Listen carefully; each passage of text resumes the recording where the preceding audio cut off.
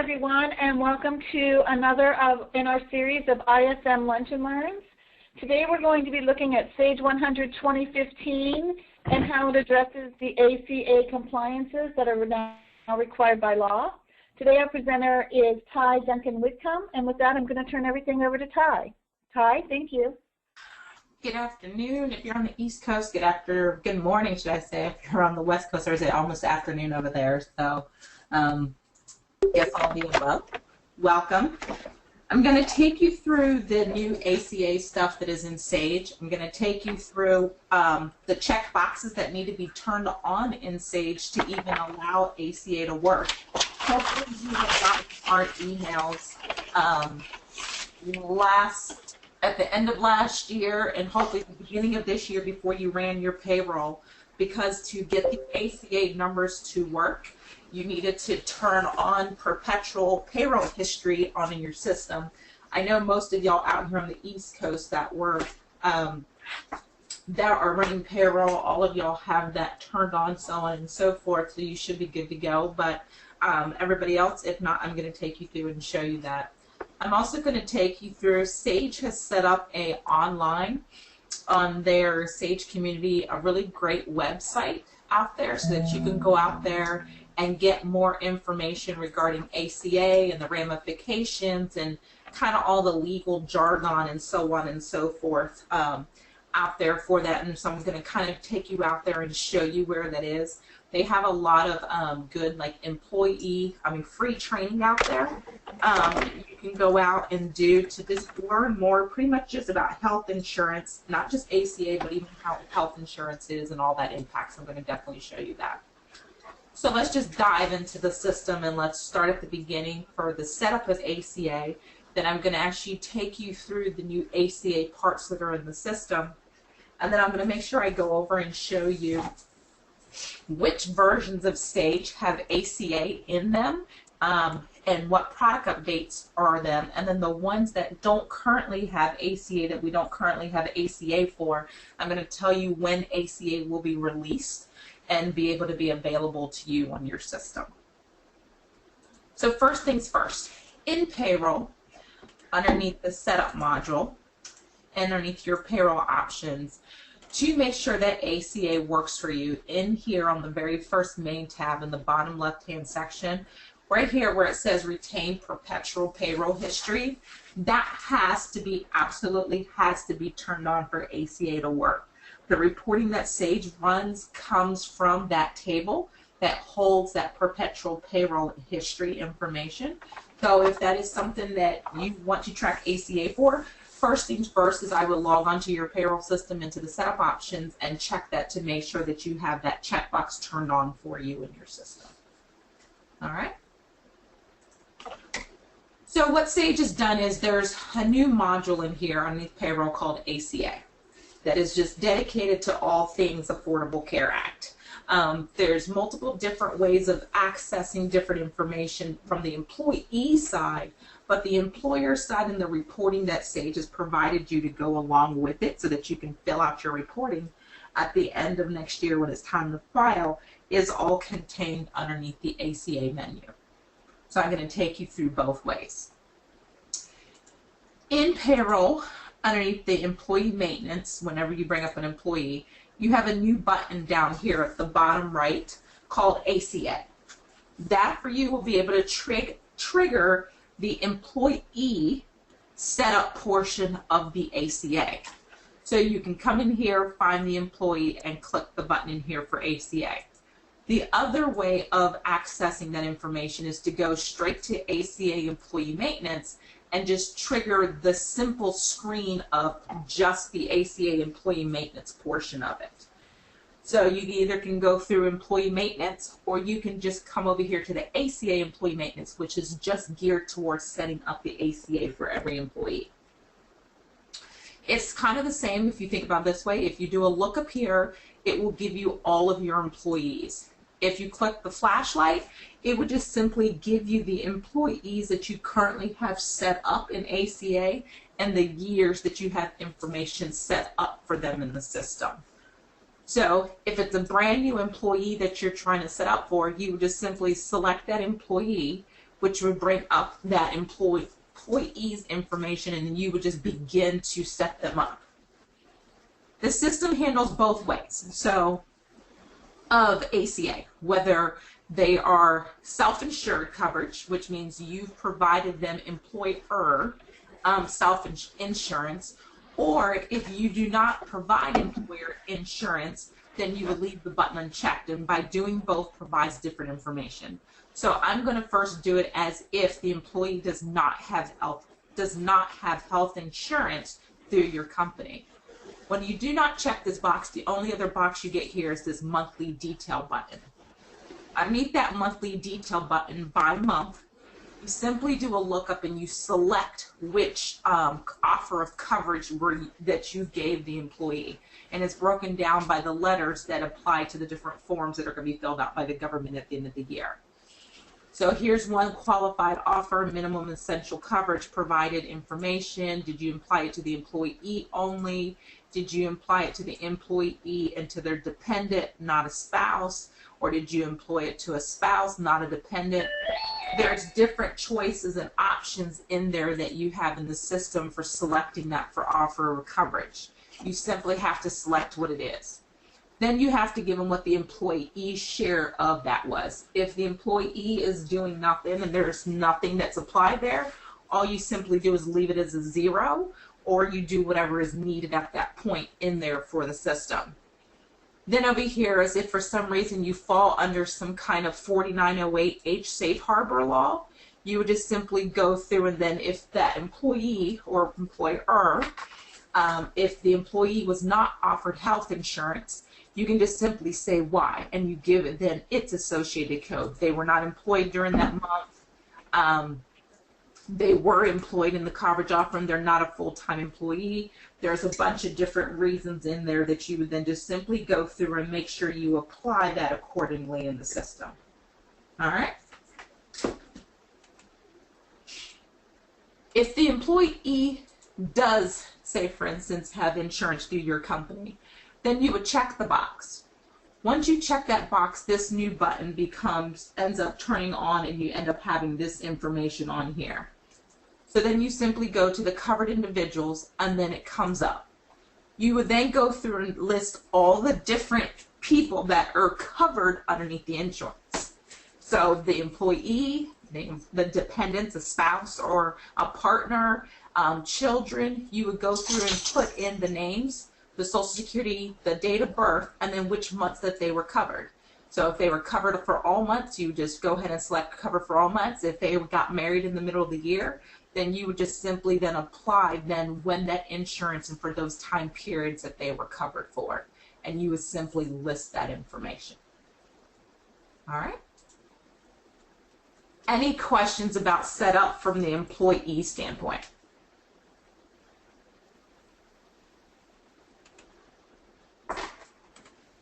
Any questions so far about any of the setups that we've talked about so far?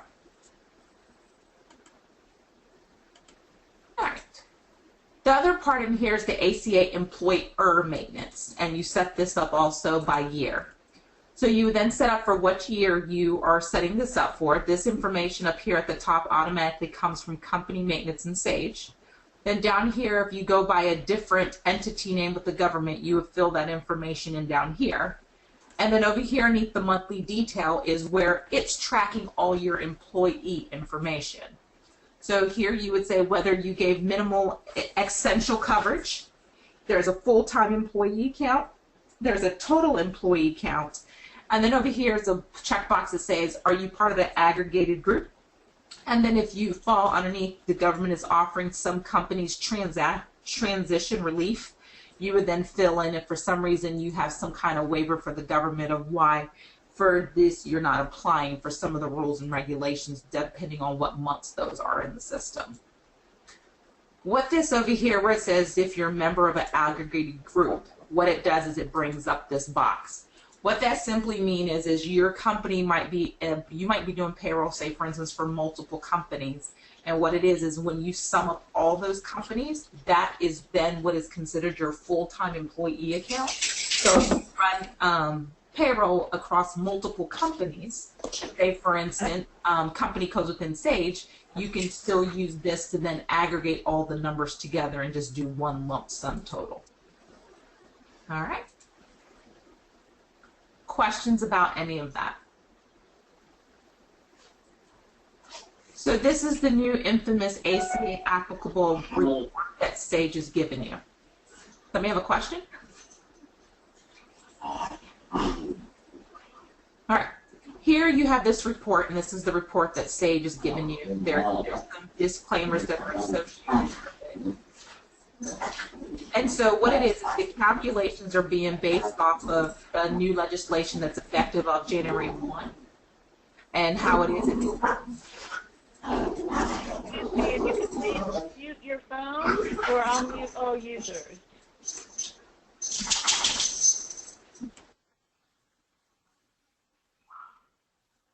this is based off the numbers starting from January 1, 2015, and so Sage is doing this, letting you know that this is based off start of the beginning of the year, and as you know, Sage tracks all the hours worked as when you calculate your payroll. It goes through and asks you how many hours are worked. So here's the information. Here's the report that you can run. You simply put in the beginning date and the ending date. You can include seasonal employees if you want, or you can just do totals. And then over here, if you, for some reason, you have earnings that you want to exclude, say, for instance, advances or bonuses and so on and so forth, because you don't want to include that in their hours, you can come in here and exclude different items that you need to exclude. And then all you simply do is run the report. So here's the report that Sage is giving you right now in the system. So here it is, there's my employees, there's my names, and it's starting to calculate the hours that are worked here in the system. So this is the report that Sage is giving right now, because this is the report that you're going to end up needing at the end of the year to fill out the reporting per the government's regulations. When you're done running the reporting, you close the report out. It gives you the ability, remember when we were in the ACA employer file, it had asked us for what's our full-time employee and our total employee count is? We can tell the system yes, and it is now going to go back and update that for us. So if I now come back in here and look at my monthly detail in here, you notice here it's gone through and updated what my numbers are. And so here it's saying I had 8 full-time employees and 8. And this month I only had 0 full-time employees and 7 employees that I had paid. So as you start running those reports, when you run that aggregate, that full-time employee report, or as they call it, the applicable large employee report, it will come back here and automatically update these count numbers for you in the system, so you don't have to manually keep track of that if you do not want to. All right. Any questions regarding that? All right. So say, for instance, you have lots of employees. Sage has created a report that I can share, or it's out on their website, and it's got a nice instruction manual, kind of tell you how the layout and everything works, because there's obviously the 1095 1, 2, 3, there's different parts of different forms that it's going to fill out in the section for you, so at the end of the year you can fill out your 1095C. But here it is in the system. Here it's showing you there's your 1095C, and then it's telling you here's all the different information. What it is Sage has given you a spreadsheet that you can go through and fill in with all that employee information, with their numbers, so on and so forth, the covered individuals, their social security numbers, all that information can be filled in here into the system. Then what happens is Sage has given us a VI job, and I don't think I have mine set up, but I know once you update it, it's going to be in everybody's payroll folders. Sage has given us the VI job that then we will need to use to import. So once you fill out that sheet, you would simply come in here and you would just find your ACA report, and there it is. Sage has given us all the VI jobs that you can then use to import that information if you just want to fill in a spreadsheet and then just do one fell swoop to import all that information in. All right? Questions about any of that? All right, the ACA. This is the last part we'll go over, and then we'll open it up for any questions. out here on Sage City, or your online community that you can go out there and kind of confab with other users and so on and so forth across the board, Sage has put out there what we call the ACA. It's all information to do with the ACA. There's lots of good information out there. There's webcasts that Sage has previously done. There's some on-demand training that's out there that is free that you can go out there and look at different information for. There's acronym information. It goes through and says, are you ready for ACA? Obviously, you know, with the ACA, if you don't offer insurance to your employees, there's penalties that are associated with it. So Sage has some really neat like flow charts out there for you that you can go through and say, do you have at least 50 employees? And you say yes or no, and then you can kind of follow all of the questions down to find out, okay, if I'm not going to give it to my employees, or if I'm not offering insurance, then you can kind of go ahead and start guesstimating what your penalties are going to be from the government. And obviously those penalties will increase year after year as insurance premiums go up in the system. So Sage has that all out there for you. So you can go out there and look and see all that kind of different information that is out there about reporting requirements, whether you need to, how it's going to work. Another good one out here is they had this one out here is so new year, new concerns. I would advise y'all all to go out here and look at it. It goes through the 10 ACA issues that you really need to keep track of and look at it. So I would go out here. Sage has a lot of good free information out here that you can kind of go out there and look and see, okay, am I ready for ACA, or do I need to do some more work internally with my company to make sure that we're ready for ACA once the government forces the reporting to come down the pike. When I was talking about the on-demand training down here, Sage offers these 4 classes on here for on-demand training about employee benefits and so on and so forth. And it's a good thing. I mean, you might want to offer it to some of your employees. It's just going to be simply up to you. But it kind of goes through and discusses pre-tax health savings accounts. It goes through and help them, okay, how do I select health plans and so on and so forth, and benefits, and how does benefits enrollment work.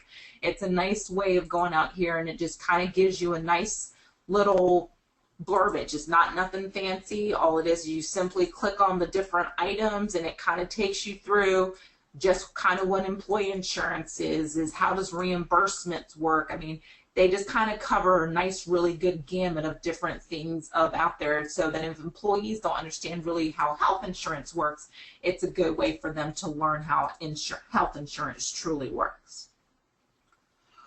So last but not least, versions. I said I was going to discuss the whole versions with Sage. So currently right now, Sage has released the ACA in Sage version 2014 Product Update 5. It's also in Sage version 2015 Product Update 1. On June 29th, which is in a little over 3 weeks from now, Sage is going to be releasing it in Product Update 9 for version 2013 and Product Update 8 for version 4.5. They do not plan on releasing anything for version 4.4 or older. So if you are not on version at least 4.5 to version 2015, you're going to have to figure out a way outside of Sage to be able to track all that information for your company. Sage also has kind of out here, I'm out here, I can actually, if Sherry wants, if you send it to Sherry, we can actually send you this link so you can kind of see it. But it also kind of takes you through screenshots of how to set up the information. It kind of goes over kind of what I talked about with just a quick and easy way of looking at screenshots and so on and so forth in the system. Keep in mind, as long as you're an employer so far with 50 or more full-time employees, you will be required to follow whatever the ACA reporting requirements are. So make sure you dig in, look into it, make sure that you're compliant, so at the end of the year when the times for reporting comes, you are ready to go. And that's pretty much it. And I'll open the floor to questions.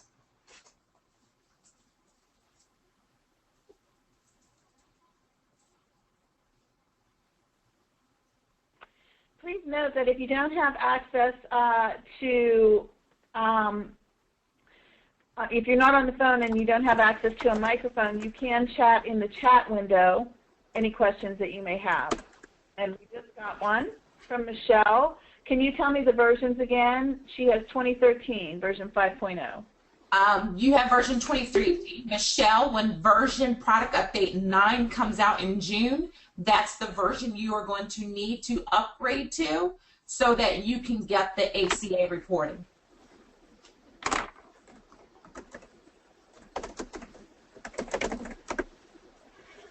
Perfect. She says thank you. And just so you know, you can always, if you need to schedule those upgrades to get those updates in, those product updates in, you can always contact me at AM for account manager, am@goism.com. So always feel free to reach out for any needs such as that. Are there any further questions?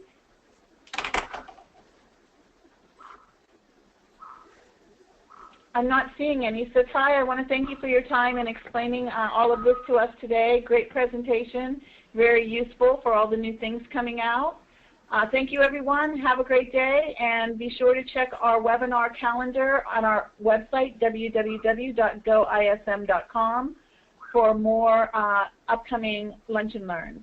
Thank you, everyone. Have a great day.